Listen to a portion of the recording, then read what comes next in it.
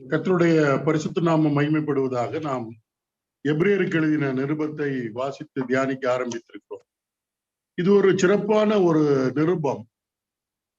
கர்த்தரை அறிந்த ஜனங்கள், ஆண்டவராய் இயேசு கிறிஸ்துவை ஏற்றுக்கொண்ட ஜனங்கள் தங்களுடைய விசுவாச வாழ்க்கையிலே நாட்கள் செல்ல செல்ல கிறிஸ்துவுக்கு மேன்மையான ஸ்தானத்தை கொடாமல் மற்ற காரியங்களுக்கு, குறிப்பாக இந்த நிருபத்தை படிக்கிறப்ப மோசே, அப்புறம் ஆரோன், இப்படிப்பட்ட வேத புத்தகத்தில் உள்ள தேவ மனிதர்களுக்கும் தேவ தூதர்களுக்கும் முக்கியத்துவம் கொடுக்க ஆரம்பிக்கிறார்கள். அதனால அவருடைய இருதயம் கர்த்தரை விட்டு பின்வாங்கக்கூடிய சூழலில் இருக்கிறது. அப்படிப்பட்ட நிலைமையில் ஆண்டவராகிய இயேசு கிறிஸ்து தான் எல்லாரிலும் சிறந்தவர் என்பதை திட்டமும் தெளிவுமாக எடுத்து சொல்வதுதான் இந்த எபிரேயருக்கு எழுதின நிருபம். அது நம்முடைய வாழ்க்கைக்கு பயனுள்ளதாக இருக்கும். நாம் எப்பொழுது கர்த்தராகிய இயேசு கிறிஸ்துவை விசுவாசித்தோமோ அந்த நாளிலிருந்து நமக்குள்ளாக ஒரு புதிய மனிதன் உருவாகிறார். இந்த புதிய மனிதனில் இயேசு கிறிஸ்து தான் மிகவும் முக்கியமானவர். அவர்தான் எல்லாவற்றுக்கும் எல்லாமாக இருக்கக்கூடியவர் என்பதை நாம் மறந்துவிடக் கூடாது. அவருக்கு தான் முதன்மையான இடம். பிதாவாகிய தேவன் கர்த்தராகிய இயேசு கிறிஸ்துவுக்கு முதன்மையான இடத்தை கொடுக்க வேண்டும் என்று விரும்புகிறார். அவர் எப்பொழுதுமே அதுவே பிதாவின் சித்தம். அந்த நிலைமையிலே நாமும் இப்பொழுது எபிரேயருக்கு நிருபத்தை வாசித்து தியானித்துக் கொண்டிருக்கிறோம். முதல் 3 வசனங்களை நாம் வாசிக்கிறப்ப ரொம்ப ஆச்சரியமாக இருக்கும். ஆண்டவராகிய இயேசு கிறிஸ்துவை, அதாவது தேவகுமாரனை, இந்த 3 வசனங்களுக்குள்ளாகவே அவருடைய அனைத்து தன்மை அனைத்தையும் கொண்டு வந்திருப்பார். இந்த 3 வசனங்கள் தான் முழு வேதாகமும் கர்த்தராகிய இயேசு கிறிஸ்துவை குறித்து சொல்லுகிறது. நாம் போன வாரத்திலே படித்தோம். பொதுவாக அநேகருக்கு இயேசு கிறிஸ்து என்று சொன்னாலே ஒரு 2023 ஆண்டுகளுக்கு முன்பாக இந்த பூமியில பிறந்தது, அதிலிருந்துதான் அவர்கள் ஆரம்பிப்பார்களை தவிர அதற்கு முன்பாக அவரை குறித்த காரியங்கள் தெரிவதில்லை. ஆனால் எபிரேய நிருப துவக்கத்திலே அது தெளிவாக சொல்லப்பட்டிருக்கிறது. அதை நான் வாசிக்கிறேன். இந்த கடைசி நாட்களில் குமாரன் மூலமாய் நமக்கு திருவுளம் பற்றினார். இவரை சர்வத்துக்கும் சுதந்திரவாளியாக நியமித்தார். இவரை கொண்டு உலகங்களை உண்டாக்கினார். இவர் அவருடைய மகிமையின் பிரகாசமும் அவருடைய தன்மையின் சொரூபமாய் இருந்து, இதுவரையில் நம்ம பார்த்தோம். இந்த இவர் என்பவர் யார்? குமாரன், தேவகுமாரன் ஆகிய கர்த்தராகிய இயேசு கிறிஸ்து. அவரை சொல்லிட்டு அவர் சர்வத்தையும் தம்முடைய வல்லமையுள்ள வசனத்தினாலே தாங்குகிறவராய். அப்ப தேவனால் சிருஷ்டிக்கப்பட்ட அனைத்தும் இன்றைக்கு ஒரு சிருஷ்டித்த நோக்கத்தை நிறைவேற்றி கொண்டு இயங்கி கொண்டிருக்கிறது. சூரியன் காலையில உதிக்கிறது, மாலையில் மறைகிறது, இரவில் நட்சத்திரங்கள் வருகிறது, சந்திரன் வருகிறது. இதெல்லாம் ஒரு ஒழுங்கு இருக்குது பாருங்க. இதை யார் கட்டுப்படுத்துகிறது? யார் இதை பிடித்து தாங்கி கொண்டு நிற்கிறார்? ஏதாவது ரிமோட் கண்ட்ரோல் கம்ப்யூட்டர் ஏதாவது இருக்குதா? இல்லையா? ஆகாயத்துல விமானம் பறந்து சென்று கொண்டிருக்கிறது. அதனுடைய கட்டுப்பாட்டு அறை பூமியில எங்கேயாவது இருக்கும், ஏர்போர்ட்ல. இங்க இது கட்டுப்படுத்துகிற நபர்கள் தான் இருப்பார்கள். எப்பொழுதும் இந்த கட்டுப்பாட்டு அறைக்கு விமானிக்கு ஒரு தொடர்பு இருந்து கொண்டே இருக்கும். கீழே இருந்தா கட்டுப்படும். அதே மாதிரி தேவனால் சிருஷ்டிக்கப்பட்ட அனைத்தையும் தாங்கிக் கொண்டு கட்டுப்படுத்தி கொண்டிருக்கிறவர் யார் என்று சொன்னால் குமாரனாகிய கிறிஸ்து. அதான் சொல்லப்பட்டிருக்கிறது, சர்வத்தையும் தம்முடைய வல்லமையுள்ள வசனத்தினாலே தாங்குகிறவராய், அப்ஹோல்டிங், எல்லாத்தையும் பிடிச்சிட்டு இருக்கிறாரு, தாங்கி கொண்டிருக்கிறார். எல்லாவற்றை தன்னுடைய கட்டுப்பாட்டிற்குள் வைத்துக் கொண்டிருக்கிறார். இதை அநேகர் அறிவதில்லை. பரிசுத்த வேதாகமத்தில் இதை அறிந்து கொண்டவர்கள் சில பேர் தான். லூக்கா சுவிசேஷம் 7ஆம் அதிகாரத்தை நான் வாசிக்கிறப்ப ஒரு 100க்கு செஞ்சூரியன், அவருடைய வேலைக்காரனுடைய மகன் ஒருவன் சுகவீனமாக இருக்கிறதை நாம் பார்க்க முடியும். வேலைக்காரன். அப்ப இயேசு கிறிஸ்து அந்த வழியா வருகிறார் கப்பர்நகூம்ல. அப்ப தன்னுடைய யூத ஃப்ரெண்ட்ஸ், அதே போல தன்னுடைய சோல்ஜர்ஸ் எல்லாம் அனுப்பி அவரை என்னுடைய வேலைக்காரன் சுகமடைய வேண்டும், அவரை அழைக்க அனுப்பி விடுகிறார். அப்படி அழைக்க அனுப்பிவிட்டவனுக்கு திடீரென்று ஒரு எண்ணம் வருகிறது. இது என்ன? நான் சொன்ன உடனேயே என்னுடைய வேலைக்காரர் அதற்கு கீழ்ப்படுகிறார்கள். அப்ப இயேசு கிறிஸ்து பக்கத்துல வந்தோடனே தன்னுடைய வேலைக்காரர்களை அனுப்பிட்டு சொல்வார், நீர் என்னுடைய இல்லத்திற்கு வர வேண்டாம், ஒரு வார்த்தை சொன்னால் போதும், நோயாளி பிழைப்பான் அப்படின்ட்டார், சுகமடைவான், அவ்வளவுதான்.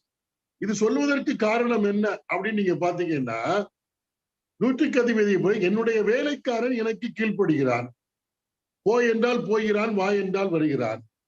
அப்படி என்றால் இவர் யார் அப்படி என்று சொன்னால் எல்லாமே இவருடைய கட்டுப்பாட்டிற்குள் இருக்கிறது. ஆகவே இவர் என்னுடைய வீட்டிற்கு வர வேண்டிய அவசியம் இல்லை.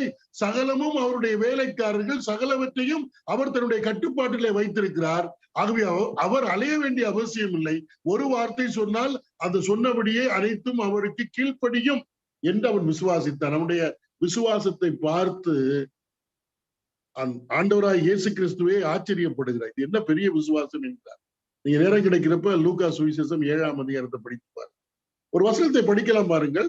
119ஆம் சங்கீதம். 119ஆம் சங்கீதத்துல ஒரு வசனம் இருக்கிறது. 119ஆம் சங்கீதம், Psalm 119. அங்கே ஒரு வசனம் வருகிறது பாருங்க, 2 வசனம். 119ஆம் சங்கீதம் 90, 91, 90 and 91. யாராவது வாசிக்கலாம் எடுத்தவர்கள்? 90 and 91. உம்முடைய உண்மை தலைமுறை தலைமுறையாக இருக்கும்.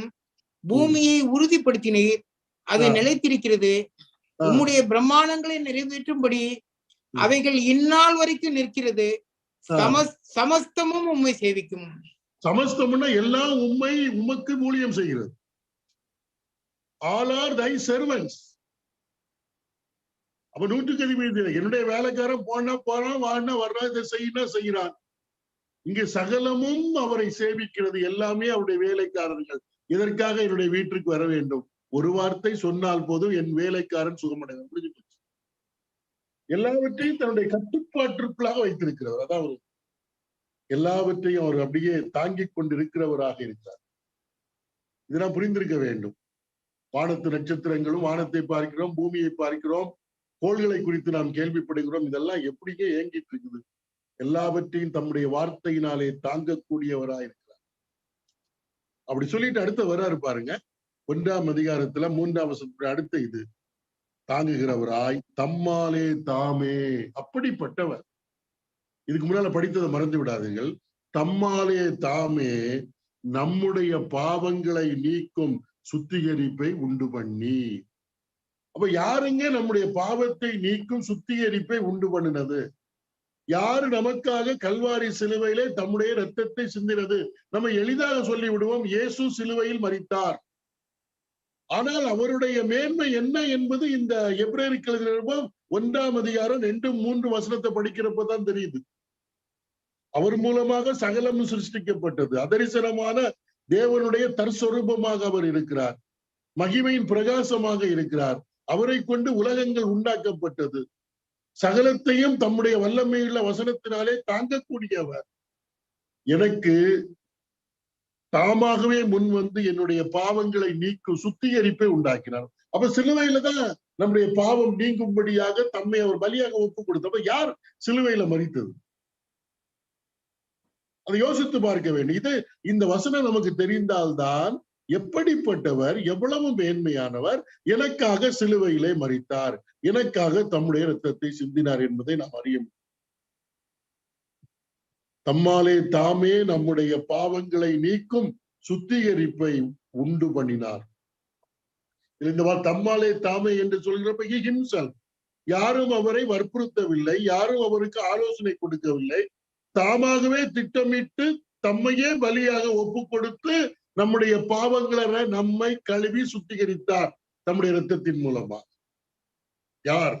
இது எனக்கு ரொம்ப பெருமையாக இருக்கிறது. எனக்காக ஜீவனை கொடுத்தவர். தேவன் தான் சிருஷ்டித்த ஒரு நபரை அனுப்பவில்லை, தம்முடைய குமாரனை அனுப்பினார். தமக்கு சமமான குமாரனை அனுப்பினார். அவர் மூலமாகத்தான் பிதாவாகிய தேவன் சகலவற்றையும் செய்து கொண்டிருக்கிறார். அவரையே எனக்காக, எனக்கு சுத்திகரிப்பை உண்டாக்கும்படியாக அவர் சிலுவையில எனக்காக மரித்தார். அதான் இங்க சொல்லப்பட்டிருக்கு. மரித்தவர் மட்டுமா, நீக்கு சுத்திகரிப்பை உண்டு பண்ணி உன்னதத்தில் உள்ள மகத்துவமானவருடைய வலது பாரிசத்திலே உட்கார்ந்தான்னு போட்டது. முடிஞ்சிருச்சு. இவ்வளவுதான். அந்த 2 வசனம் தான் ஆண்டவராகிய இயேசு கிறிஸ்துவை குறித்து. வலது பாரிசத்திலே உட்கார்ந்தார், இப்பொழுது உட்கார்ந்து இருக்கிறார். வேலையை முடித்து அமர்ந்து இருக்கக்கூடிய காட்சியை நம்முடைய ஆவிக்குரிய கண்களினாலே பார்க்கிறோம். தேவனுடைய வலது பாரிசத்திலே உட்கார்ந்திருக்க, உன்னதமான தேவனுடைய வலது பாரிசத்துல உட்கார்ந்திருக்கிறவர் யார்? தாவீது அவரை ஆண்டவர் என்று சொல்லுகிறார். நாம் இன்றைக்கு இந்த எபிரேய நிருபம் 1:2-3 படிக்கிறப்ப அவருடைய மேன்மை, அவருடைய மகிமையை நாம் தெளிவாக சொல்ல முடியும், உணர முடியும். அதனால பிதாவாகிய தேவனை நாம் ஸ்தோத்திரிக்க முடியும். இப்படி சொல்றார். சொல்லிவிட்டு என்ன செய்யறாருன்னா, அதாவது இந்த எபிரேய விசுவாசிகள் இருக்கிறார்கள் அல்லவா, இவர்கள் விசுவாச வாழ்க்கையில நன்றாக இருந்தவர்கள். காலங்கள் போக போக போக ஆண்டவராகிய இயேசு கிறிஸ்துவை விட தேவதூதர்கள் மேன்மையானவர்கள் என்கிற ஒரு எண்ணம் அவர்களுக்கு வந்துவிட்டது. தேவதூதர், பைபிள்ல தேவதூதர்களை பற்றி சொல்லப்பட்டிருக்கிறதுல மிகாவேல், கபிரியல் போன்ற தூதர்கள், ஆயிரக்கணக்கான தூதர்கள் எல்லாம் சொல்லப்பட்டிருக்கிறது. அப்ப அவங்க தேவதூதர்கள் சிறந்தவர்கள் என்று தேவதூதர்களை குறித்து அதிகமாக பேசுவது இப்படி எல்லாம் இறங்கிட்டாங்க. அப்ப ஒரு காரியத்தை திரும்ப திரும்ப பேசிக்கொண்டிருக்கிறப்ப அதனுடைய மேன்மை அதிகமாக இருக்குமோ என்கிற எண்ணம் நமக்கு வர இல்லவா? அதே மாதிரி வந்து விட்டது இருதயத்துல. கொஞ்சமா கர்த்தராகி இயேசு கிறிஸ்துவை விட்டு அவருடைய இருதயம் பின்வாங்க ஆரம்பிக்கிறது. இப்ப அடுத்து சொல்லுகிறார், இவர் தேவதூதரை பார்க்க எவ்வளவு அப்படின்னு சொல்ற, எவ்வளவு விசேஷித்த நாமத்தை சுதந்திரித்து கொண்டாரோ அவ்வளவு அதிகமாய் அவர்களிலும் மேன்மை உள்ளவரானார். தேவதூதரை பார்க்கிலும் மேன்மை உள்ளவர் அப்படின்னு சொல்லப்பட்டிருக்கு. நீங்க கொலோசியருக்கு எழுதின நிருபம் 2ஆம் அதிகாரத்தை படிக்கிறப்ப, கொலோசியன் சாப்டர் 2 படிக்கிறப்ப, அன்னைக்கு நிறைய தேவதூதர்களை வழிபட ஆரம்பித்ததை பற்றி சொல்லப்பட்டிருக்கு. அது தவறு. கொலோசியருக்கு எழுதின நிருபம் 2ஆம் அதிகாரம் சாப்டர் 2 verses 18 and 19, 18-19. கணுக்களாலும் கட்டுகளாலும் உதவி பெற்று இணைக்கப்பட்டு தேவ வளர்ச்சியாய் வளர்ந்திருக்கிற சரீரம் முழுவதையும் ஆதரிக்கிற தலையை பற்றி கொள்ளாமல் மாயமான தாழ்மையிலும் தேவதூதர்களுக்கு செய்யும் ஆராதனையிலும் விருப்பமுற்று காணாதவைகளிலே துணிவாய் நுழைந்து தன் மாம்ச சிந்தையினால் வீணாய் இருமாப்பு கொண்டிருக்கிற எவனும் உங்கள் பந்தய பொருளை நீங்கள் இழந்து போகும்படி உங்களை வஞ்சியாது இருக்க பாருங்கள். பாத்தீங்களா? இப்ப ஒரு சரீரம் வளர வேண்டும், நம்முடைய உடல் நன்றாக ஆரோக்கியமாக வளர வேண்டும் என்றால் சரீர அவயவங்கள் தலையோடு இணைந்திருக்க வேண்டும். நம்முடைய மூளையோடு கனெக்ஷன் இருக்கும். நம்முடைய மூளையோடு தொடர்பு, அந்த நரம்பு தொடர்பு அற்று போய்விட்டால் ஸ்ட்ரோக் வந்துடும், பக்கவாதங்கள் வந்துடும், அந்த அவயவம் இயங்காமல் போய்விடும். அப்ப நம்முடைய வளர்ச்சி தலையாகிய கிறிஸ்துவோடு இணைந்து இசைந்து இருக்கிறப்பதான் நம்முடைய வளர்ச்சி நமக்கு உண்டாகும், சரியான வளர்ச்சி, ஆவிக்குரிய வளர்ச்சி. இப்ப இவங்க என்ன பண்ணிட்டாங்கன்னா, ஒரு சரீரம் எப்படி தலையை பின்பற்றாமல் போனால் வளர்ச்சி அடையாதோ அதே போல கிறிஸ்துவை விட்டு விட்டு மாயமான தாழ்மை, சரீரத்தை ஒடுக்கிறது, அதிகமா உபாசம் பண்றது, எப்படி அது நிறைய குடல் முயற்சிகள். அடுத்து நீங்க பாத்தீங்கன்னா, தேவதூதருக்கு செய்யும் ஆராதனையில் விருப்பமுற்று கண்ணால பார்க்காத தெரியாத காரியங்கள்ல நுழைந்து கர்த்தரை விட்டு பின்வாங்கி போறாங்க. அப்படி வரக்கூடாது நமக்கு. அதே மாதிரி எபிரேய விசுவாசம். அப்ப இப்ப எபிரேய நிருபத்தை எழுதினவருக்கு ஒரு முக்கியமான வேலை என்னன்னா, தேவதூதரை பார்க்கிலும் நம்முடைய ஆண்டவராய் இயேசு கிறிஸ்து எவ்வளவு பெரியவர், மேன்மை உள்ளவர் என்பதை சொல்லணும். மேன்மை உள்ளவர் என்பதை சொல்லணும். அதுக்கு அவர் என்ன சொல்றாருன்னு பாருங்க. ரொம்ப அழகா ஆழமா தெளிவா சொல்லுவார். நான் சொல்ல வேத புத்தகம் ஒரு நிறைவான புத்தகங்க. அதுல குறைவு கிடையாது. இதை இனி அழகுபடுத்த வேண்டிய அவசியமும் கிடையாது. ஒரு முழுமையானது, கம்ப்ளீட் ஒன், மறந்து விடக்கூடாது. அப்ப அவர் என்ன சொல்றாரு பாருங்க, இவர் அப்படி என்றால் குமாரன் தேவதூதரை பார்க்கிலும் எவ்வளவு விசேஷித்த நாமத்தை சுதந்திரித்துக் கொண்டாரோ. அவருக்கு ஒரு தேவனுக்கு, அந்த தேவகுமாரனுக்கு ஒரு விசேஷித்த நாமம் விட எக்ஸலன்ட் நேம்னு ஒண்ணு இருக்கு. எக்ஸலன்ட் நேம், அவருக்கு மட்டுமே உரிய ஒரு எக்ஸலன்ட் நேம், விசேஷித்த நாமத்தை அவர் தரித்துக் கொண்டிருக்கிறார். அந்த விசேஷித்த நாமம் என்ன? நீங்க வேணா இந்த 8ஆம் சங்கீதம் இயேசு கிறிஸ்துவை பற்றிய சங்கீதம், Psalm 8. அதுல முதல் வசனம் எப்படி சொல்லப்பட்டிருக்கு பாருங்க. முதல் வசனம் Psalm 8:1 என்ன சொல்லப்பட்டிருப்பாருங்க? எங்கள் ஆண்டவராகிய கர்த்தாவே, உம்முடைய நாமம் பூமி எங்கும் எவ்வளவு மேன்மை உள்ளதாய் இருக்கிறது. உம்முடைய மகத்துவம் எவ்வளவு மேன்மை உள்ளதா இருக்கிறது. உம்முடைய நாமம் பூமி எங்கும் எவ்வளவு மேன்மை உள்ளதா இருக்கிறது அப்படின்னு சங்கீதக்காரன் புகழ்கிறதை பார்க்கிறோம். இங்க ஆண்டவராகிய இயேசு கிறிஸ்து விசேஷித்த நாமத்தை சுதந்திரித்துக் கொண்டார். அதை வைத்து அவர் தேவதூதரிலும் மேன்மையானவர் என்பதை அறிந்து கொள்ளலாம். அந்த விசேஷித்த நாமம் என்ன அப்படின்னு நீங்க பாத்தீங்கன்னா என்ன போடப்பட்டிருக்கு பாருங்க. இவர் தேவதூதரை பார்க்கிலும் எவ்வளவு விசேஷித்த நாமத்தை சுதந்திரித்துக் கொண்டாரோ அவ்வளவு அதிகமாய் தேவதூதர்கள் அவர்களிலும் மேன்மை உள்ளவரானார். அந்த நாமத்தை வைத்து, அந்த பெயரை வைத்தே கண்டுகொள்ளலாம் இவர் தேவதூதரிலும் மேன்மையானவர். அது என்ன நாமம் அப்படின்னா குமாரன் என்பதுதான் விசேஷித்த நாமம். அதுக்கு அடுத்த வசனத்தை படிச்சு பாருங்க. 5வது வசனம். எப்படி எனில்,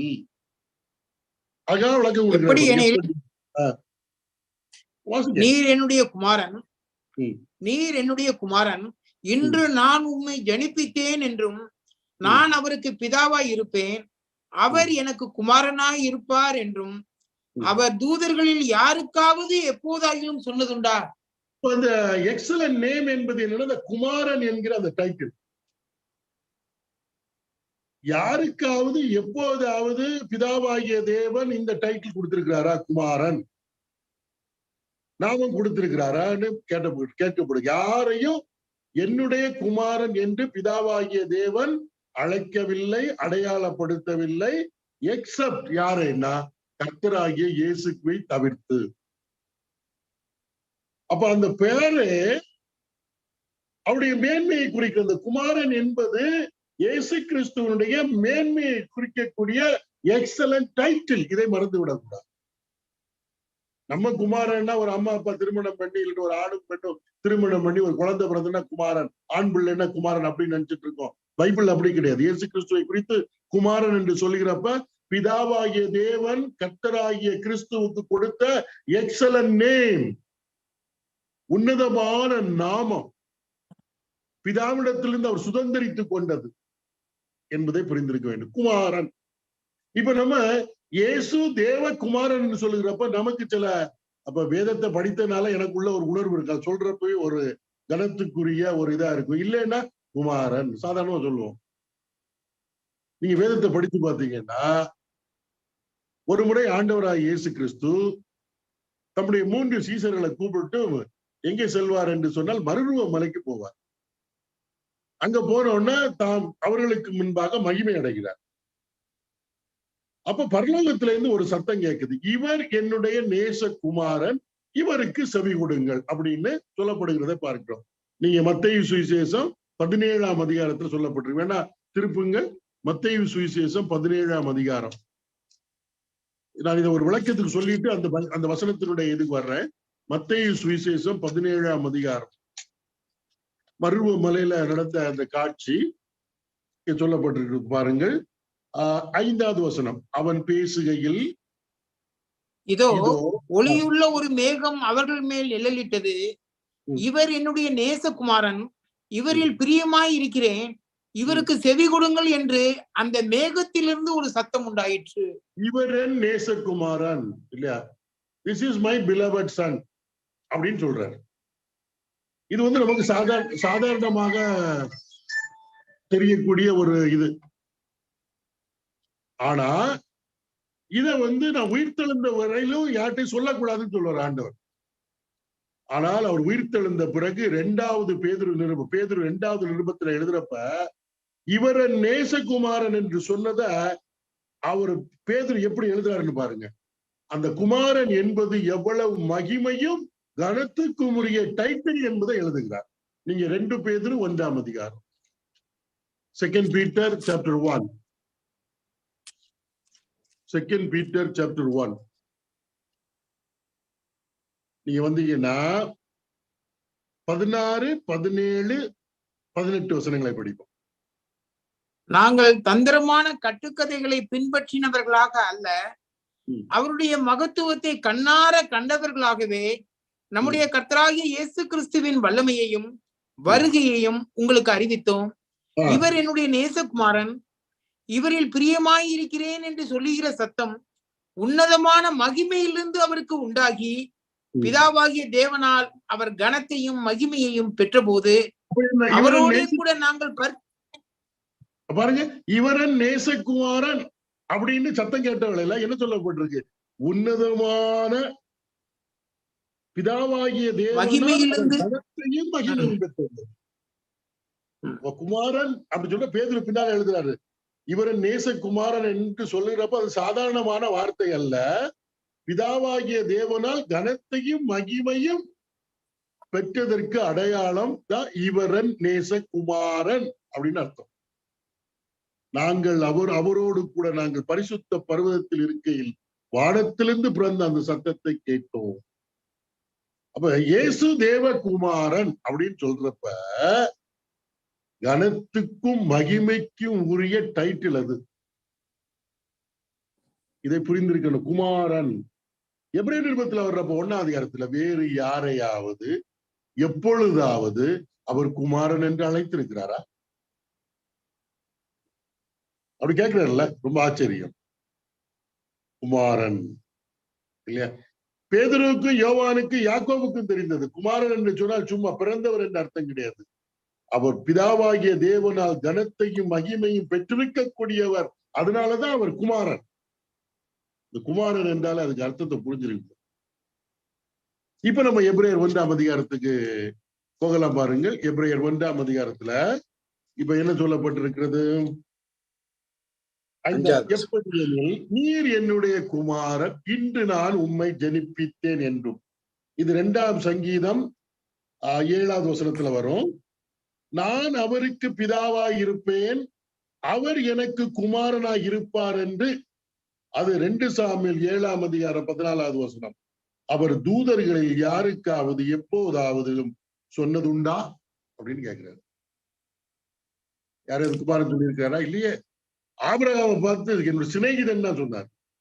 தானியேல் தேவனுக்கு பிரியமானவன் அப்படின்னு அர்த்தம். குமாரன் யாருக்காவது எப்போதாவது தேவதூதர்கள் யாருக்காவது இந்த குமாரன் என்று அவர் அழைத்திருக்கிறாரா? இல்லவே. அத முதல்ல 2ஆம் சங்கீதம் 7வது வசனத்தை படிக்கலாம். நீர் என்னுடைய குமாரன், இன்று நான் உம்மை என்ன செய்தேன்? ஜனிப்பித்தேன் அப்படின்னு 2ஆம் சங்கீதம் 7ஆம் வசனம். அது என்னன்னா 2ஆம் சங்கீதத்திலேயே பிதாவாகிய தேவன், அதாவது பிதாவாகிய தேவன் அங்க ஏற்கனவே குமாரன் இருக்கிறார். சிலுவையில் அறையிறதுக்கு முன்னால பல நூற்றாண்டுகளுக்கு முன்பாக 2ஆம் சங்கீதம் எழுதப்பட்டது. பிதாவாகிய தேவன் குமாரனை பார்த்து சொல்லுகிறார். இருக்கிற குமாரனை பார்த்து சொல்லுகிறார், நீர் என்னுடைய குமாரன், இன்று நான் உம்மை ஜனிப்பித்தேன் அப்படின்னு சொல்றாரு. இருக்கிற குமாரனை நான் ஜனிப்பித்தேன் அப்படின்னு சொல்றாரு. அப்படின்னா என்ன அர்த்தம்? இந்த ஜனிப்பித்தல் என்று சொல்லுகிறப்ப இயேசு கிறிஸ்துனுடைய உயிர்த்தெழுதலை குறிக்கிறது. இதெல்லாம் புரிந்திருக்க வேண்டும். ஜனிப்பித்தல் என்றால் ஒரு ஆணுக்கும் ஒரு பெண்ணுக்கும் பிறந்தவர் என்ற அர்த்தம் கிடையாது. ஏற்கனவே குமாரன் இருக்கிறார். அவரை பார்த்து பிதாவை சொல்லுகிறார், நீர் என்னுடைய குமாரன், இன்று நான் உம்மை ஜனிப்பித்தேன் என்றால் உம்மை உயிரோடு எழுப்புகிறேன். இது சிலுவையில இயேசு கிறிஸ்து சிலுவையில தொங்குறப்ப ராஜாக்கள் எல்லாம் இவரை இல்லாமல் ஆக்குவோம், இவருடைய கட்டுகளை அறுத்து போடுவோம் என்று கூக்குரல் எடுக்கிறப்ப, இவரை சிலுவையில் அறிகிறோம் என்று சொல்லுகிறப்ப பிதாவாகிய தேவன் குமாரனை பார்த்து சொல்றாரு. அதாவது 2ஆம் சங்கீதத்திலே சொல்றாரு, நீர் என்னுடைய குமாரன், இன்று நான் உம்மை ஜனிப்பித்தேன். அப்போஸ்தலர் நடபடிகள் 13ஆம் அதிகாரத்துக்கு வாங்க. அப்போஸ்தலர் நடபடிகள் 13ஆம் அதிகாரத்துல இந்த 2ஆம் சங்கீதத்தை எடுத்து அதனுடைய விளக்கம் சொல்லப்பட்டிருக்கும். அப்போஸ்தலர் 13 வருகிறப்ப ஒரு நிமிஷம். அப்போஸ்தலர் 13ல அப்போஸ்தலர்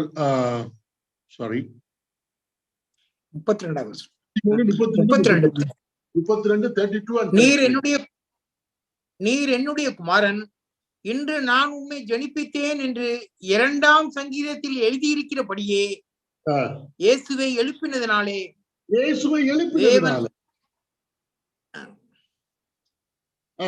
தேவன் நம்முடைய பிதாக்களுக்கு அருளி செய்த வாக்குத்தத்தத்தை அவருடைய பிள்ளைகளாகிய நமக்கு நிறைவேற்றினார். இயேசுவை எழுப்பினதினால குமாரனை பார்த்து சொல்றேன், ஏற்கனவே இருக்கிற குமாரனை பார்த்து சொல்றேன், நான் உமை ஜனிப்பித்தேன், உயிர்த்தெழுதலை பற்றி பேசுறேன். அப்ப இதுல முக்கியம் என்னன்னா, வேற யாரையாவது ஒரு குமாரன் கூப்பிட்டுருக்காரு பைபிள்ல.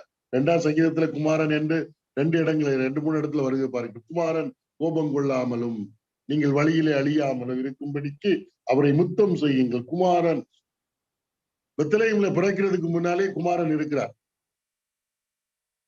சொல்ல அவர் பெத்லகேம்ல பிறந்த பிறகுதான் குமாரன் ஆனாருன்னு இல்ல, ஏற்கனவே குமாரன் இருக்கிறார், மறந்து விடக்கூடாது.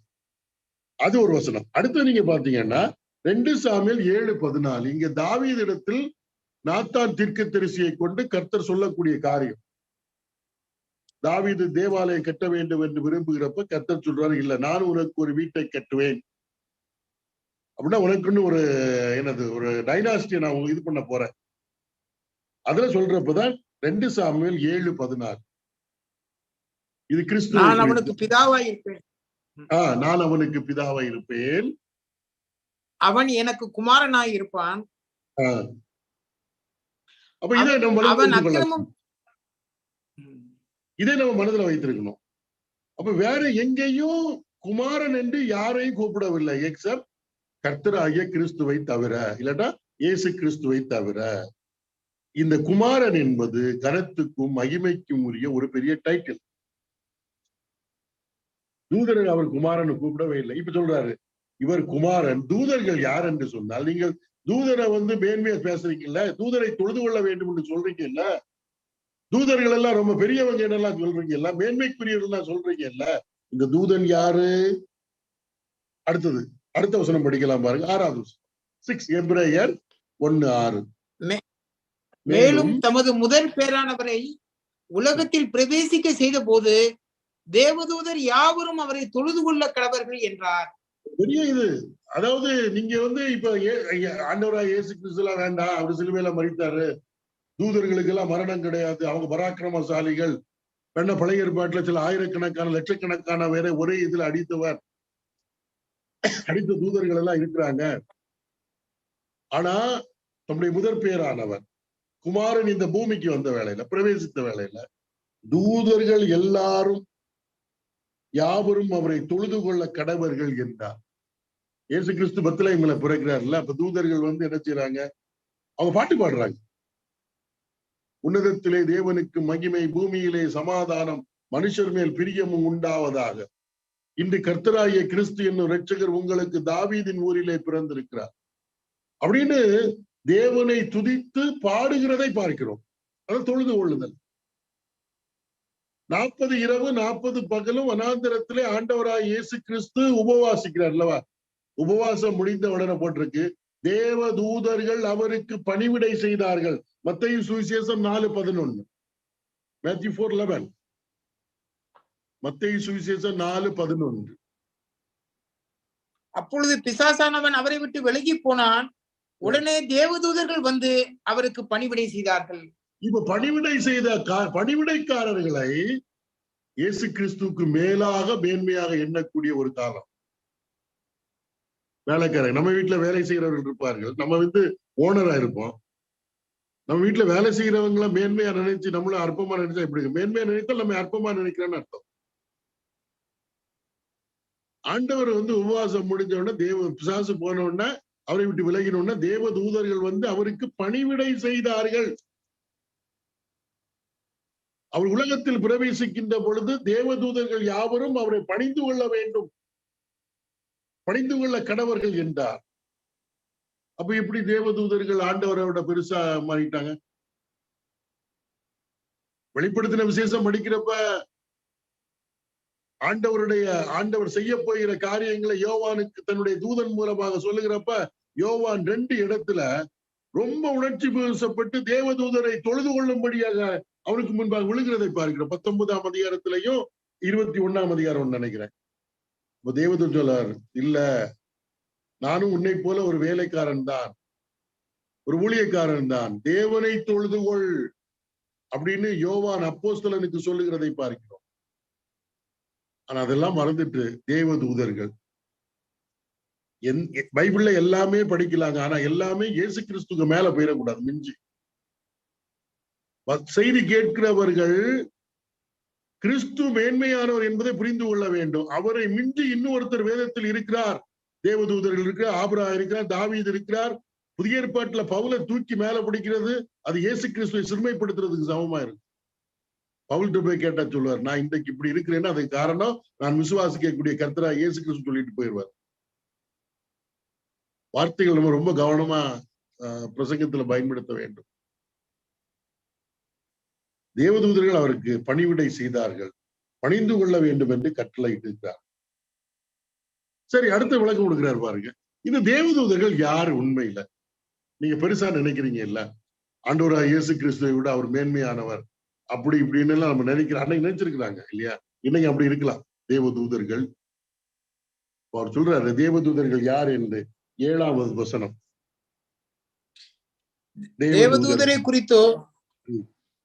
தேவதூதரை குறித்தோ தம்முடைய தூதர்களை காற்றுகளாகவும் தம்முடைய ஊழியக்காரரை அக்னி ஜுவாலைகளாகவும் செய்கிறார் என்று சொல்லி இருக்கிறது. தேவதூதர்கள் ஊழியக்காரர்கள் தான், சர்வன்ஸ், வேலைக்காரர்கள். வேலைக்காரர் எப்படி குமாரனுடைய ஸ்தானத்துக்கு கொண்டு வரப்பட்டாங்க? இல்லாட்டா மேன்மையான இயேசு கிறிஸ்துவை விட மேன்மையான இடத்துக்கு என்ன கொண்டு வந்தாங்க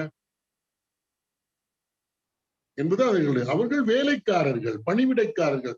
104ஆம் சங்கீதம் 4வது வசனம்.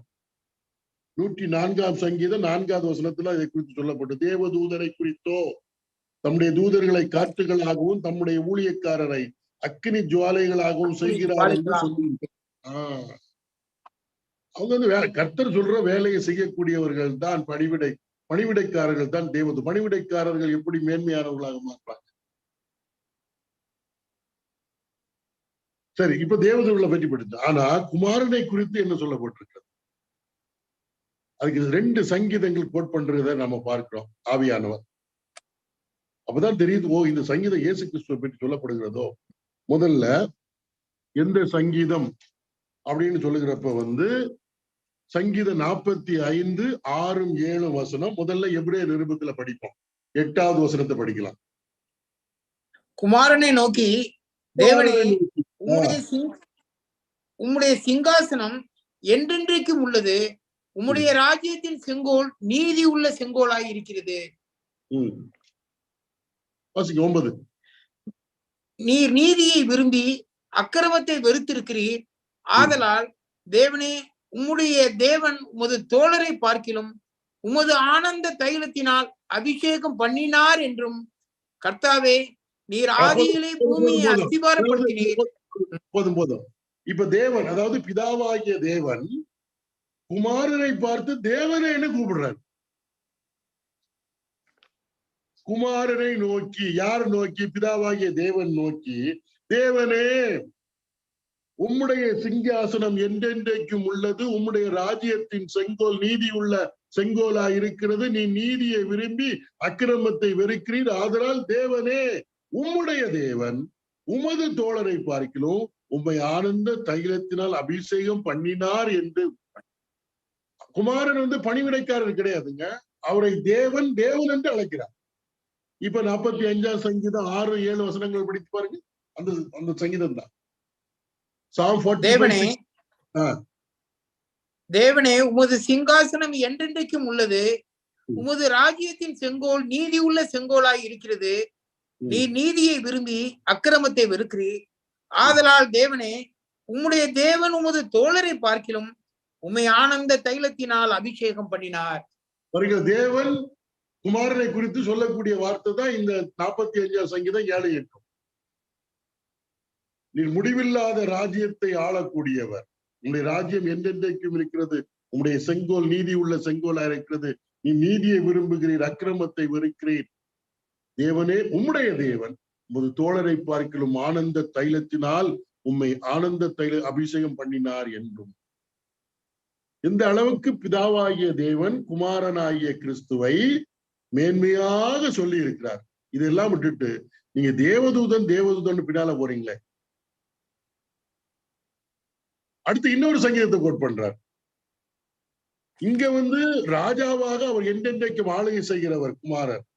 அடுத்து 102ஆம் சங்கீதம் 25 27, அதை இங்க 10 13 12 வசனம் வர படிக்கலாம் பாருங்க. கர்த்தாவே கர்த்தாவே, நீர் ஆதியிலே பூமியை அஸ்திபாரப்படுத்தினீர். வானங்கள் உம்முடைய கரத்தின் கிரியைகளாய் இருக்கிறது. அவைகள் அழிந்து போம், நீரோ நிலைத்திருப்பீர். அவைகள் எல்லாம் வஸ்திரம் போல பழமையாய்ப்போம். ஒரு சால்வையை போல அவைகளை சுருட்டுவீர், அப்பொழுது மாறிப்போம். நீரோ மாறாதவராய் இருக்கிறீர். உம்முடைய ஆண்டுகள் முடிந்து போவதில்லை என்றும் சொல்லி இருக்கிறது. அதனால கிறிஸ்துவை குறித்து சொல்லப்பட்டிருக்கிறது, குமாரனை குறித்து. இதுல ஒரு சில வார்த்தைகளை நான் சொல்றேன் பாருங்க. நம்ம ஏற்கனவே படிச்சதுதான். அவர் மூலமாய் சகலமும் உண்டாயிற்று. நீர் ஆதியிலே பூமியை அஸ்திபாரப்படுத்தினீர். அதாவது பிதாவாகிய தேவன் குமாரனாகிய கிறிஸ்துவை கர்த்தரே என்று அழைத்து, நீர் ஆதியிலே பூமியை அஸ்திபாரப்படுத்தினீர். வானங்கள் உம்முடைய கரத்தின் கிரியைகளாய் இருக்கிறது. அவைகள் அழிந்து போகும். வானமும் பூமி அழிந்து போகும். அவைகளை சுருட்டி அவைகள் அழிந்து போ, நீரோ நிலைத்திருப்பீர். குமாரன் என்றென்றைக்கு நிலைத்திருக்க கூடியவர். சிருஷ்டித்தவர் நிலைத்திருப்பார். சிருஷ்டிப்பு அழிந்து போகும். அவைகளெல்லாம் வஸ்திரம் போல பழமையாகி போகும். ஒரு சால்வையை போல அவைகளை சுருட்டுவீர், அப்பொழுது மாறி போகும். நீரோ மாறாதவராய் இருக்கிறீர்.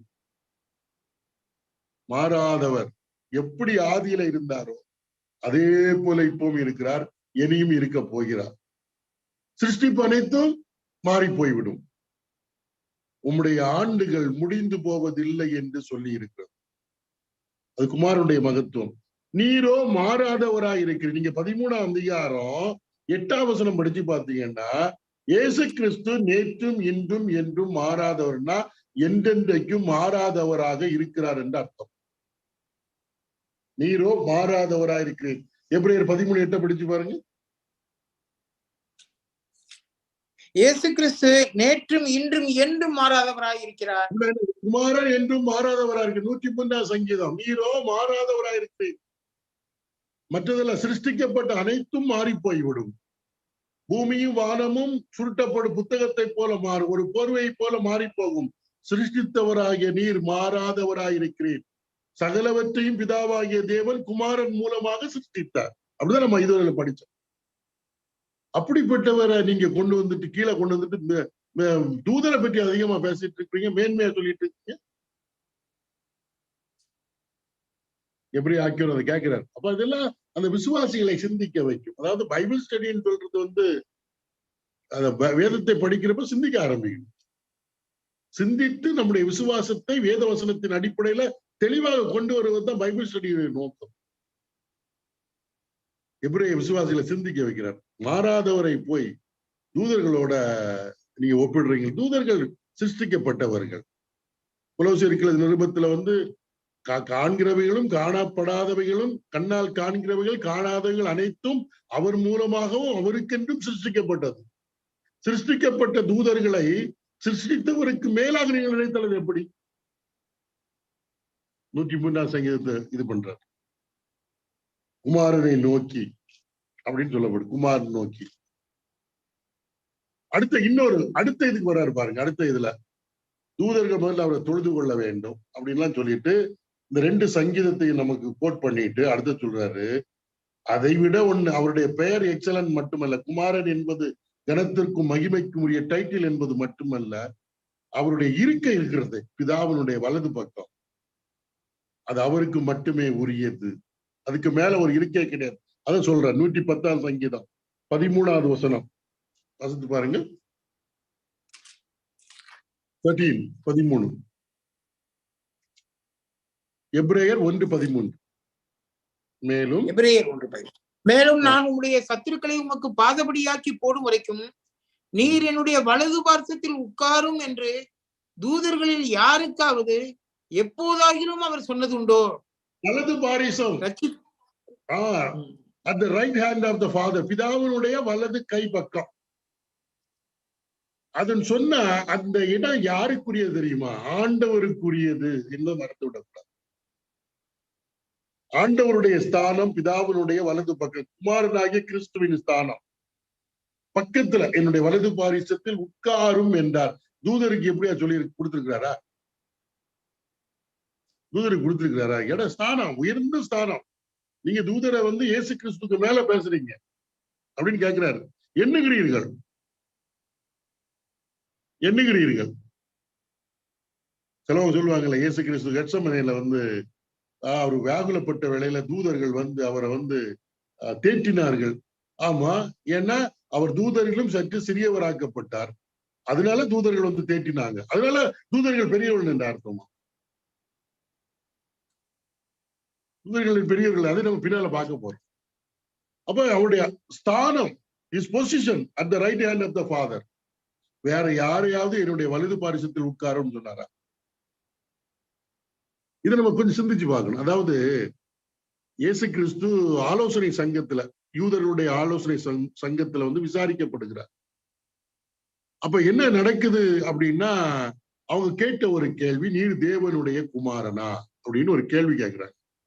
அப்ப பதில் என்ன சொல்லிருக்குன்னா, ஆம் இல்லாட்ட இல்லைன்னு சொல்லிருக்கு. அவர் சொல்லுவாரு, இது முதல் நீங்கள் மனுஷகுமாரன் பிதாவினுடைய வலது பக்கத்தில் வீற்றிருப்பதை காண்பீர்கள்னு சொன்னதுதான் உண்டு. பிரதான ஆசாரியன் அங்கேயே கிழிச்சிட்டா, இனி சாட்சிய வேண்டாம், இவர் மரணத்திற்கு ஏதுவான குற்றம் பண்ணிட்டான்னு சொல்லுவார். தேவதூஷணம். நீங்க படிச்சு பாருங்க, மத்தேயு சுவிசேஷம் 26ஆம் அதிகாரம். மத்தேயு சுவிசேஷம் 26ஆம் அதிகாரம்.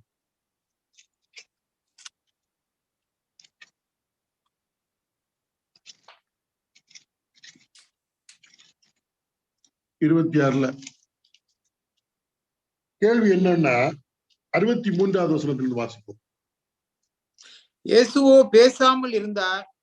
அப்பொழுது பிரதான ஆசாரியன் அவரை நோக்கி, நீ தேவனுடைய குமாரனாகிய கிறிஸ்து தானா? அதை எங்களுக்கு சொல்லும்படி ஜீவனுள்ள தேவன் பேரில் உன்னை ஆணையிட்டு கேட்கிறேன் என்றான். அதற்கு இயேசு நீர் சொன்னபடிதான், அன்றியும் மனுஷகுமாரன் சர்வ வல்லவருடைய வலது பார்சத்திலே வீற்றிருப்பதையும் வானத்தின் மேகங்கள் மேல் வருவதையும் இது முதல் காண்பீர்கள் என்று உங்களுக்கு சொல்லுகிறேன் என்றார். அப்ப என்னன்னா, மனுஷகுமாரன் தேவனுடைய வலது பாரிசத்தில் வீற்றிருப்பார். அந்த வலது பாரிசம் என்று சொன்ன உடனேயே பிரதான ஆசாரியர்களுக்கு நல்லா தெரியும், வலது பாரிசம் என்பது அது ஆண்டவருடைய ஸ்தானம். உடனே என்ன நடந்தது? How they responded? அடுத்த வசனம். அப்பொழுது பிரதான ஆசாரியன் தன் வஸ்திரங்களை கிழித்துக் கொண்டு, இவன் தேவதூஷணம் சொன்னான், இனி சாட்சிகள் நமக்கு வேண்டியது என்ன? இதோ இவன் தூஷணத்தை இப்பொழுது கேட்டீர்களே. தூஷணம் என்ன? வலது பாரிசத்தில் வீற்றிருப்பதை காண்பீர்கள் அப்படின்னா, தன்னை ஆண்டவர் என்று சொன்னார், தன்னை தேவன் என்று சொன்னார். 110ஆம் சங்கீதம் 1வது வசனம். 110ஆம் சங்கீதம் 1வது வசனம்.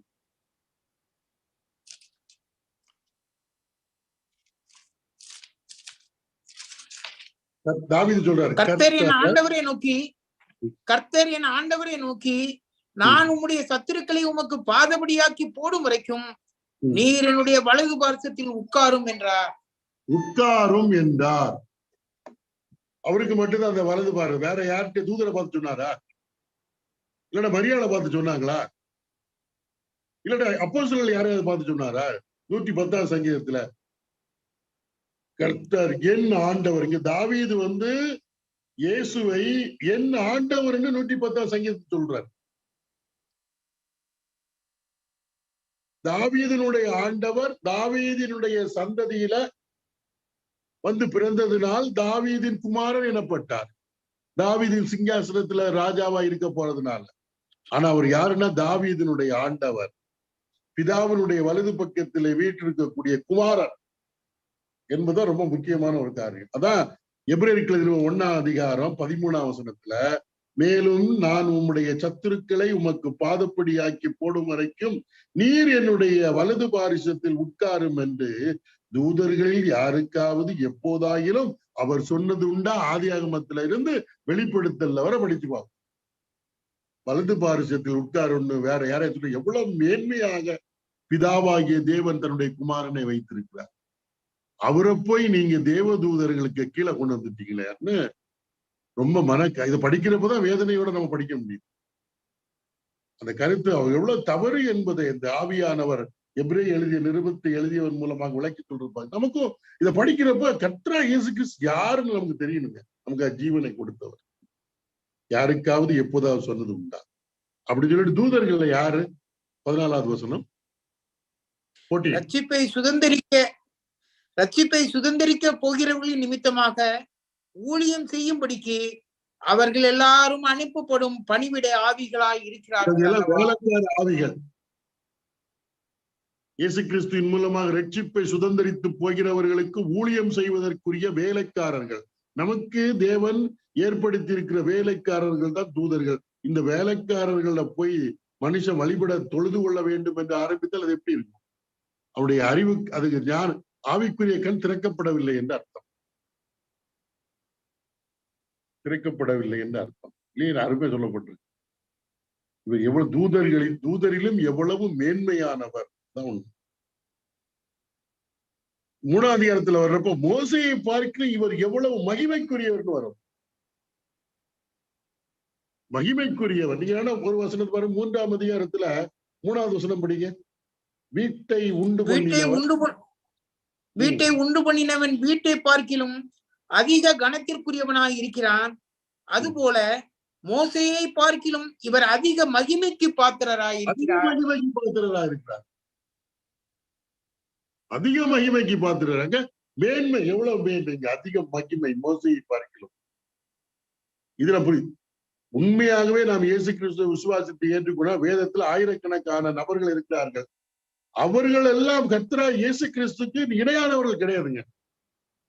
இணையாக பேசவும் கிடையாது, பேசவும் கூடாது. இயேசு கிறிஸ்துக்கு மேலாக அவர்களை தூக்கி வைத்து கொண்டாடவும் கூடாது. அவர்களுடைய வாழ்க்கையில் அவங்க மேன்மையா இருக்கிறார்கள் என்று சொன்னால் அதற்கு காரணம் கர்த்தராகிய இயேசு கிறிஸ்து. அதை நாம் புரிந்திருக்க வேண்டும். அதை விட்டுட்டு அவங்கள மட்டும் மேன்மைப்படுத்திக்கிட்டு போய் அப்படி மேன்மைப்படுத்த கிறிஸ்துவை நீங்க கீழே கொண்டு வந்த மாதிரி அதை பரிசுத்த ஆவியை விரும்ப மாட்டார், பிதாவாகிய தேவனும் விரும்ப மாட்டார். 1ஆம் அதிகாரத்துல இவ்வளவு சொல்லிவிட்டு 2ஆம் அதிகாரத்தை அவர் தொடங்குறார். அதை நான் தொடங்கிட்டு நான் முடிக்க போறேன். தொடங்குறப்ப ஆகையால் அப்படின்னு தொடங்குறாரு. இதெல்லாம் 1ஆம் அதிகாரத்துல உள்ள நினைவுல நமக்கு இருக்கணும். அந்த 1வது வசனத்தில இருந்து 14ஆம் வசனம் வரையிலும் ஆண்டவராய் இயேசு கிறிஸ்துவை குறித்து என்ன சொல்லப்பட்டிருக்கிறது, இந்த மேன்மை நம்முடைய உள்ளத்துல இருக்கிறப்ப, ஆகையால் நாம் கேட்டவைகளை விட்டு விலகாதபடிக்கு அவைகளை மிகுந்த ஜாக்கிரதையாய் கவனிக்க வேண்டும். நம்ம என்ன இப்ப கேட்டோமோ அதை விட்டு விலகிடக்கூடாது. ஜாக்கிரதையா கவனித்து பார்க்கணும். ஒவ்வொரு வேத இப்ப 102ஆம் சங்கீதத்துல இருந்து படிச்சிருக்கிறோம், 45ஆம் சங்கீதத்துல இருந்து படிச்சிருக்கிறோம், 110ஆம் சங்கீதத்துல இருந்து படிச்சிருக்கிறோம், 2ஆம் சங்கீதத்துல இருந்து படித்திருக்கிறோம், 2 சாமுவேல் 7ஆம் அதிகாரத்துல இருந்து ஆண்டவராகிய இயேசு கிறிஸ்துவை குறித்து படிச்சிருக்கிறோம். இதெல்லாம் சிந்திச்சு பாருங்க. அதுல விலகக்கூடாது, கவனிக்க வேண்டும். இதெல்லாம் ஆவியானவர் தேவனே சாட்சி கொடுத்த வேத பகுதிகள். குமாரன் யார் என்று தேவனே டைரக்டாக தம்முடைய வார்த்தையிலே சாட்சியாக கொடுத்திருக்கிறார். அப்ப இதை நம்ம கை கொள்ளாமல், இதை நாம் விசுவாசியாமல், இதற்கு நாம் கீழ்ப்படியாமல் போனால் தண்டனை நம்ம கண்டிப்பா உண்டு. அதுக்கு ஒரு இது சொல்றாரு பாருங்க. இது இந்த வாசிக்கிற ரொம்ப இன்ட்ரெஸ்டிங்கா இருக்குது. ஏன்னா அழகா இந்த ஆவியானவர் அவருடைய எழுத்துக்கள் எல்லாம் ரொம்ப சிறப்பாக இருக்குங்க. எப்படிதான் அந்த கொஞ்சம் சுருக்கமா இருக்கிறதுல இவ்வளவு விஷயங்களை எப்படி எழுதினானே நமக்கே தெரிய மாட்டேங்குது. எபிரேயர் நிருபத்தை பற்றி எவ்வளவு வால்யூம் கணக்குல புத்தகங்கள் எழுதி வச்சிருக்கிறாங்க. ஆனா இந்த 13 அதிகாரத்துக்குள்ள அவர் எழுதி வைத்திருக்கிற விஷயங்கள் ரொம்ப ஆச்சரியம். இப்ப சொல்றாரு, இப்ப இதை கவனிச்சு பார்க்கணும். சொல்லிட்டு சொல்றாரு பாருங்க, இந்த 2வது வசனம், ஏனெனில் தேவதூதர் மூலமாய் சொல்லப்பட்ட வசனத்திற்கு விரோதமான எந்த செய்கைக்கும் கீழ்ப்படியாமைக்கும் நீதியான தண்டனை வரத்தக்கதாக அவர்களுடைய வசனம் உறுதிப்படுத்தப்பட்டிருக்க. அதாவது என்ன அர்த்தம்னா, பழைய ஏற்பாட்டுல சரிதான், இங்கேயும் தேவதூதர்களை அனுப்பி ஜனங்களுக்கு செய்தி கொடுப்பார். அப்ப அதுக்கு கீழ்ப்படியாம மறுத்துனா அதுக்குரிய தண்டனை ஒண்ணு. தேவதூதர்கள் மூலமாக அனுப்பப்பட்ட செய்திக்கு கீழ்ப்படியாதவர்கள் தண்டனையை பெறுவதாக இருக்கிறது. அது நிறைய எடுத்துக்காட்டுகள் நம்ம பைபிள்ல பார்க்க முடியும். தேவதூதன் மூலமா பேசுறது. இப்ப உதாரணத்துக்கு நீங்க பாத்தீங்கன்னா சகரியா எலிசபெத், சகரியாட்ட தேவதூதன் சொல்றாரு, இப்படி உனக்கு ஒரு குழந்தை பிறக்க போறான், யோவான் அவர் பெரியவராக இருப்பார் அப்படின்னு சொல்றாரு. அவரு விசுவாசிக்கல. தண்டனை என்ன, நீ பேச மாட்டேன், முடிஞ்சு போச்சு. தேவதூதன் மூலம் தான் பேசினா. அதான் தேவதூதர் மூலமாய் சொல்லப்பட்ட வசனத்திற்கு விரோதமான எந்த செய்கைக்கும் கீழ்ப்படியாமைக்கும் நீதியான தண்டனை வரத்தக்கதாக அவருடைய வசனம் உறுதிப்பட்டிருக்க, இப்ப கர்த்தரே நேரடியா சொல்லி இருக்கிறாரு. இயேசு யாரு? குமாரன். இயேசுக்கு யாரு? அவர் தேவகுமாரன். நேரடியா சொல்லியிருக்காரு. அதுக்கு நம்ம கீழ்ப்படியலைன்னா தண்டனை எவ்வளவு பெருசா இருக்கும்? தண்டனை எவ்வளவு பெருசா இருக்கும்? தேவதூதர் மூலமாக பேசப்பட்டதை கீழ்ப்படியாம போனாலே நீதியான தண்டனை இருக்கிறதே. அப்படி என்றால் கர்த்தரே நேரடியா பேசியிருக்கிறாரு. 2ஆம் சங்கீதத்துல, 110ஆம் சங்கீதத்துல, 102ஆம் சங்கீதத்துல, 45ஆம் சங்கீதத்துல எவ்வளவு தெளிவா வச்சிருக்கீங்க. கர்த்தரே பேசியிருக்கிறார். அப்ப அதுக்கு நம்ம கீழ்ப்படியலைன்னா, செவி கொடுக்கலைன்னா, அதுக்கு எதிர்த்த கேள்வி கேட்டுட்டு இல்ல வேற தேவதூதர்கள் தான் முக்கியம் அப்படின்னு சொல்லிட்டு இருந்தோம்னா, அதான் சொல்லு. முதலாவது கர்த்தர் மூலமாய் அறிவிக்கப்பட்டு, வாசிக்கலாம் 3வது வசனம், வாசித்து முடிக்கிறேன். முதலாவது கர்த்தர் மூலமாய் அறிவிக்கப்பட்டு பின்பு அவரிடத்துல கேட்டவர்களாலே நமக்கு உறுதியாக்கப்பட்டதும் அடையாளங்களினாலும் அற்புதங்களினாலும் பலவிதமான பலத்த செய்கைகளினாலும் தம்முடைய சித்தத்தின்படி பகிர்ந்து கொடுத்த பரிசுத்த ஆவியின் வரங்களினாலும் தேவன் தாமே சாட்சி கொடுத்ததுமாய் இருக்கிற இவ்வளவு பெரிதான ரட்சிப்பை குறித்து நாம் கவலையற்றி இருப்போமானால் தண்டனைக்கு எப்படி தப்பித்துக் கொள்வோம்? ஆண்டவராய் இயேசு கிறிஸ்துவில் தந்த ரட்சிப்பை குறித்து ஒரு கவலை இல்லை. அதெல்லாம் ஒரு சாதாரணமான விஷயம். அந்த ரட்சிப்பை குறித்து கர்த்தரே சாட்சி கொடுத்திருக்கிறார். கர்த்தரிடத்திலிருந்து கேள்விப்பட்டவர்கள் சாட்சி கொடுத்திருக்கிறார்கள். அந்த ரட்சிப்பை குறித்த அடையாளங்கள் அற்புதத்தின் மூலமாக, பலவித செய்திகளின் மூலமாக பரிசுத்தாவின் வரங்களினாலும் தேவன் தாமே சாட்சி கொடுத்திருக்கிறாரு. ரட்சிப்பை அலட்சியம் பண்ண ஆண்டவராய் இயேசு கிறிஸ்து எல்லாம் தரணும். ஆனா ரட்சிப்பு மட்டும் வேண்டாம். தண்டனைக்கு எப்படி தப்புவிப்போம்? தூதன் சொன்னதற்கு கீழ்ப்படியாட்டாலே தண்டனை. அப்ப கர்த்தர் சொன்னதுக்கு கீழ்ப்படியலைன்னா எவ்வளவு பெரிய தண்டனை? அதுவும் தேவகுமாரனாகிய கிறிஸ்துவின் மூலமாக உள்ள ரட்சிப்பை அற்பமாக நினைப்பது எவ்வளவு இது? ரட்சிப்பு என்ன? அதெல்லாம் இருக்கட்டும், தேவதூதர்கள் தான் முக்கியம். என்ன ரட்சிப்பு அப்படின்னு நிறைய பேர் பரிகாசம் பண்ணுவாங்கல்ல. சில கிறிஸ்தவங்க அப்படி, யார்கிட்ட நீங்க ரட்சிக்கப்பட்டிருக்கீங்கன்னா அது என்ன பெரிய ரட்சிப்பு அப்படின்னு கேட்டுப்போம். தண்டனைக்கு எப்படி? தேவனே சாட்சி கொடுத்தது இல்லையா ரட்சிப்பை குறித்து? இயேசு கிறிஸ்துவை தேவன் உலக ரட்சகராக அனுப்பினார். தேவன் குமாரனை உலக ரட்சகராக அனுப்பினார். ஆனா ரட்சகரை ரட்சிப்பையும் ரட்சகரை அற்பமாக என்னது? எவ்வளவு தண்டனை, எவ்வளவு பெரிய தண்டனை! கிறிஸ்துவை நிராகரித்தல், அவரை விசுவாசியாமல் இருப்பது பெரிய தண்டனைக்குரிய இது என்று சொல்லி இந்த இடத்துல இது பண்றார். சரி, இதோட இன்னைக்கு நிறுத்திடுவோம். அடுத்த இன்னும் இதை தொடர்ந்து பேசுறார். வரப்போகிற உலகத்தை பற்றி பேசுறாரு. அது யாருக்கு கீழே? அந்த உலகத்துல யார் இருப்ப? வரப்போகிற உலகம். அங்கும் குமாரன் தான், தூதர்கள் கிடையாது. அதை பற்றி நம்ம பின்னால படிக்கலாம். தொடர்ந்து நாம் இதை திரும்ப நம்ம 2ஆம் அதிகாரம் 1ஆம் வசனத்தை போல, ஆகையால் நாம் கேட்டவைகளை விட்டு விலகாதபடிக்கு அவைகளை மிகுந்த ஜாக்கிரதையாய் கவனிக்க வேண்டும். 1ஆம் அதிகாரத்தை மறந்துடக்கூடாது. கவனமா கவனிப்போம், தியானிப்போம். அவை கர்த்தர் தாமே இந்த வசனங்களை நமக்கு ஆசீர்வதித்து தருவாராக. எபிரேய நிருபத்தின் மூலமாக நமக்காக ஜீவனை கொடுத்து உயிர் தெழுந்திருக்கிற கர்த்தராய் இயேசு கிறிஸ்து யார்? அவருக்கு நிகரா ஒருத்தரும் கிடையாது. அவரே எல்லாரிலும் சிறந்தவர், எல்லாரிலும் மேன்மையானவர், எல்லாவற்றுக்கும் எல்லாமாக இருக்கக்கூடியவர் என்பதில் எந்த சந்தேகமும் இல்லை. இன்னைக்கு வேதத்தில் உள்ள பரிசுத்த மனிதர்கள் எல்லாம் சிறந்தவர்களாக தோன்றுகிறார்கள் என்று சொன்னால் அவர்கள் கர்த்தர் மீது வைத்த விசுவாசத்தினாலே தான் அப்படி தோன்றுகிறார்களே ஒழிய அது அவர்களுக்கு சுயமாக வந்தது கிடையாது. இது நாம் புரிந்திருக்க வேண்டும். சிலர் அதை நம்ம பார்ப்பது கிடையாது. கர்த்தர் தாமே இந்த காரியங்களை புரிந்து கொள்வதற்கு வேண்டிய கிருபைகளை நமக்கு தருவாராக. ஜெபம் பண்ணி நம்ம முடிக்கலாம். கர்த்தருக்கு சித்தமானால் வருகிற சனிக்கிழமை நம்ம சந்திப்போம். எங்களை கிருபையா நேசிக்கிற அன்பின் பிதாவே, இந்த அருமையான வேலைக்காக ஸ்தோத்திரம். பிதாவே, உம்மை தவிர வேறு ஒருவனும் குமாரனை அறியான். நீர் அவரை யாருக்கு வெளிப்படுத்த வேண்டும் என்று விரும்புகிறீரோ அவர்கள் மட்டுமே உம்முடைய குமாரன் யார் என்பதை அறிய முடியும். இந்த மாலை வேளையிலே உலகத்தின் பல பகுதிகளில் இருந்து இந்த பைபிள் ஸ்டடியிலே உம்முடைய பிள்ளைகள் கலந்திருக்கிறார்கள். சில நாடுகளில் இது பகல் வேளை, நாங்கள் இரவில இருக்கிறோம். நீர் உம்முடைய குமாரன் எங்கள் ஆண்டவராய் இயேசு கிறிஸ்து யார் என்பதை எங்களுக்கு வெளிப்படுத்த சித்தம் கொண்டதற்காக ஸ்தோத்திரம். இந்த எபிரேய நிருபத்தின் மூலமாக பரிசுத்த பிதாவே, எங்களுக்காக ஜீவனை கொடுத்த கர்த்தர் அவர் எப்படிப்பட்ட, அவருடைய மேன்மை என்ன, அவருடைய உன்னதமான காரியம் என்ன என்பதை நாங்கள் அறிந்து கொள்ள தந்த கிருபைக்காக ஸ்தோத்திரம். நாங்கள் வாசித்த வேத பகுதி எங்கள் வாழ்க்கையில நாங்கள் மறந்து விடாத வண்ணம் எங்கள் இருதயத்தில் அவைகளை பதித்து வைத்து உம்முடைய குமாரனுக்குரிய கனத்தை, மேன்மையை நாங்கள் கொடுக்கத்தக்கதாக நீர் எங்களுக்கு உதவி செய்ய வேண்டுமாய் உம்முடைய சமூகத்திலே நாங்கள் வேண்டுதல் செய்கிறோம். பரிசுத்த பிதாவே, உம்முடைய குமாரனை அலட்சியப்படுத்துவது, அவருடைய ரட்சிப்பை அலட்சியப்படுத்துவது எவ்வளவு பெரிய தண்டனைக்குரிய காரியம். நீர் உம்முடைய குமாரனை குறித்து கொடுத்த சாட்சிக்காக நாங்கள் உம்மை நன்றியோடு ஸ்தோத்தரிக்கிறோம். பிதாவே, நீர் உம்முடைய குமாரனை குறித்து கொடுத்திருக்கிற சாட்சி உம்முடைய வேதத்தின் மூலமாக அதிகமாக எங்களுக்கு விளங்க பண்ணி தாரும். நல்ல வேலைக்காக ஸ்தோத்திரம். இந்த பைபிள் ஸ்டடியில கலந்து கொண்ட உம்முடைய பிள்ளைகளுக்காக நன்றி செலுத்துகிறோம். இது ஆண்டவரே, இதை ஆரம்பித்த சபைக்கு இந்த பைபிள் ஸ்டடி ஆசீர்வாதமாக இருக்கத்தக்கதாக உதவி செய்யும். உண்மையும் உம்முடைய வசனத்தை நேசிக்கக்கூடிய ஒரு கூட்டம் ஜனங்களை நீர் எழுப்பி அவர்கள் இருக்கிற இடங்களிலே சாட்சியாக நிறுத்தும்படியாக வேண்டுதல் செய்கிறோம்.